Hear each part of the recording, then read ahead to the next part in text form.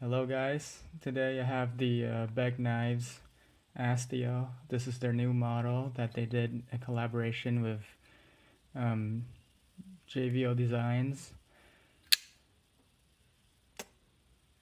You can see that the design is not like the usual Todd Begg design, but it still retains, the elements of the Todd Begg, such as the pocket clip, the grooves with the holes inside, which, you know, is their signature.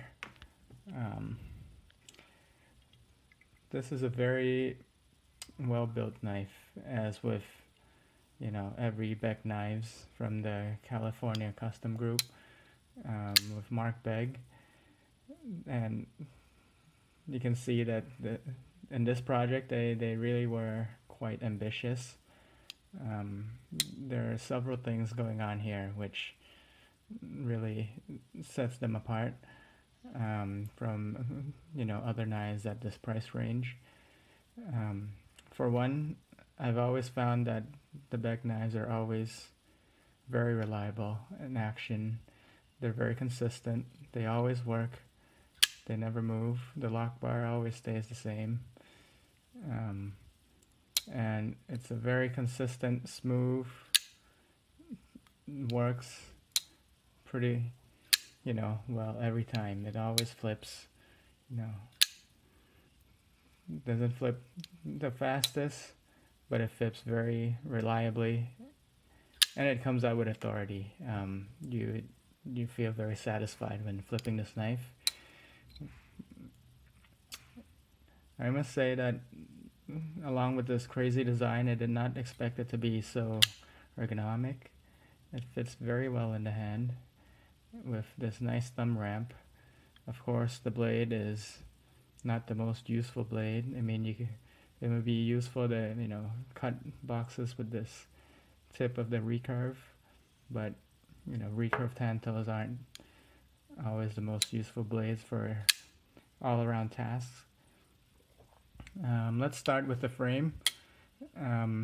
Titanium frame with two inlays, and they did this, and I thought this was really interesting because they can put two different inlays, and three actually, and all three sides. So technically, they can have all different inlays in every side.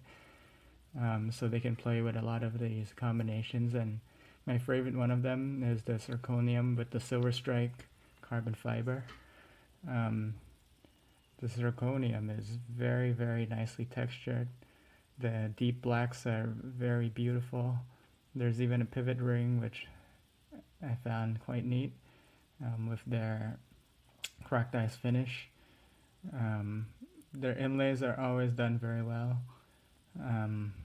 The silver strike inlays are beautiful, and what I love about their knives is like this type of silver strike we can only find on their knives, and um, they always have a coating on it, so it never sticks onto your hand, yet it looks very beautiful, and it never scratches. It's very, very well done.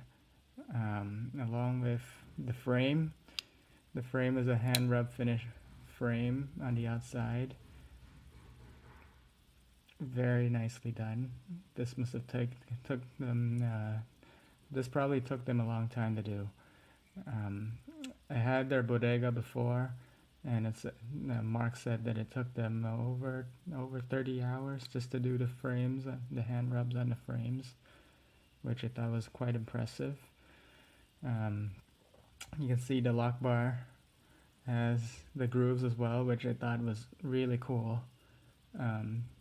Usually the lock bar is usually sterile, but because they did this, I thought it gave a really nice touch with the jeweled liner.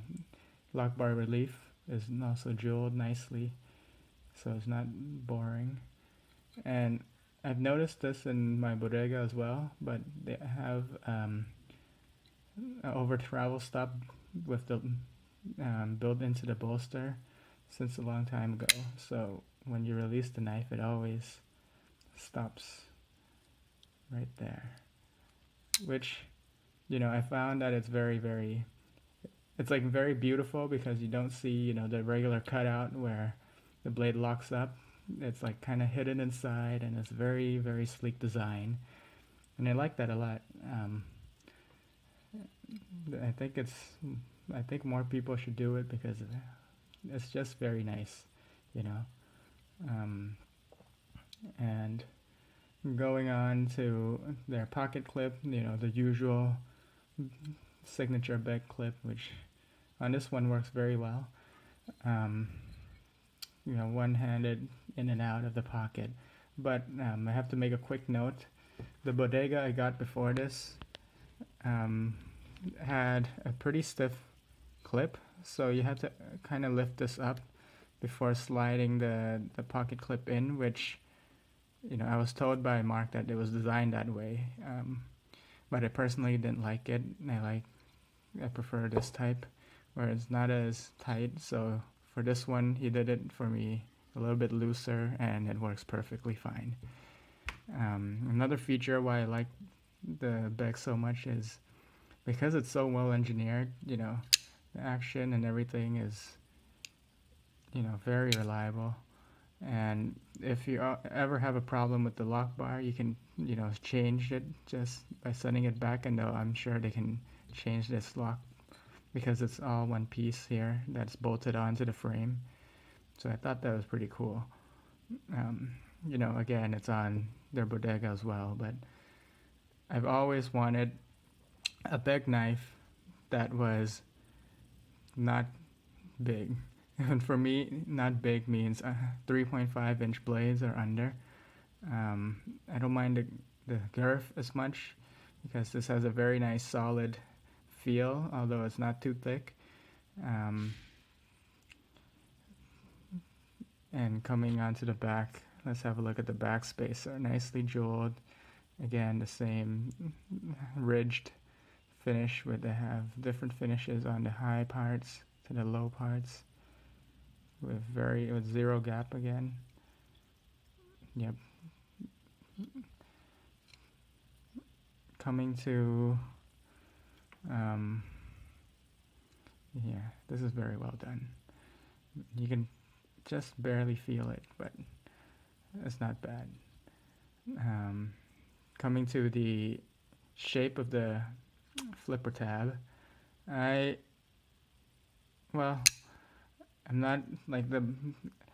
wasn't sure about the flipper tab at first because it's a bit lower. Like, yes, it engages pretty well, but on these types of tabs you normally see jimping, and it's also leaned like the other way, so you can like kind of push button it. But this one requires you to kind of go over on top and then light switch it, which works really well.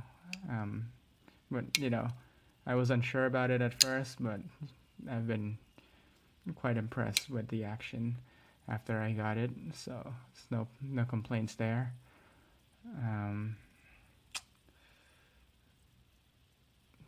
Yeah, everything is done very nicely. So if you get one, they'll last you forever. This thing is a tank. It's built very well. You can't go wrong. And now onto the showpiece, which is the blade. It has the high parts are hand wrapped satin, but the top swedge and the bevel and the tip are all mirror polished, which again is beautifully done. One of the things that I had, which I can see how these knives are